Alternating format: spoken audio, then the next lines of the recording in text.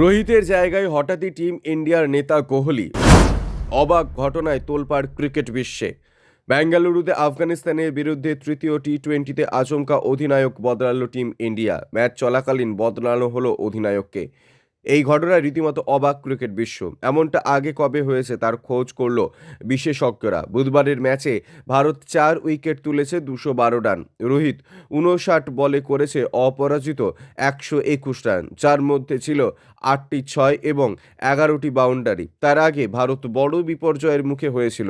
22 রানে ভারতের 4 উইকেট হারায়। এরপর পঞ্চম উইকেটে নামলেন রিঙ্কু সিং। তার সঙ্গে জুটি বেঁধেই রোহিত তার টি-20 সেঞ্চুরিও করেছেন।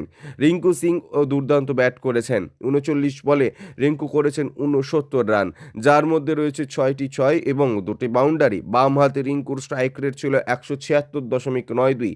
রিঙ্কু আর রোহিত মিলে রীতিমতো কোণঠাসা করে ফেলেন আফগানিস্তানের বোলিংকে। শুধুমাত্র শেষ ওভারেই ভারতীয় ব্যাটাররা 36 রান তুলেছেন। ভারত ইতিমধ্যে সিরিজে 2-0 এগিয়ে। তৃতীয় ম্যাচ জিতলে তারা সফররত আফগানিস্তান দলকে রীতিমতো ধুয়ে ফেলবে, এ কথা বলাই যায়। ব্যাটিংয়ের পর রোহিত মাঠে নামেননি, তার পরিবর্তে নামলেন শুভমান গিল। আর ভারতীয় দলে কোনো ঘোষিত সহ অধিনায়ক না থাকায় বিরাট কোহলি দলের অধিনায়কের দায়িত্ব কাঁধে তুলে নেন। 2021 টি-20 বিশ্বকাপের আগে বিরাটকে ভারতের টি-20 দলের অধিনায়ক পদ থেকে সরানো হয়েছিল। রোহিতের আগেই বিরাটই ছিল ভারতীয় দলের অধিনায়ক। বুধবার ভারতীয় দলের এই পরিবর্তনের কথা ধারাভাষ্যকার দর্শকদের জানান। তারা বলেন যে বর্তমানে বিরাটই দলের সহ অধিনায়ক। Bureau report, UJ news.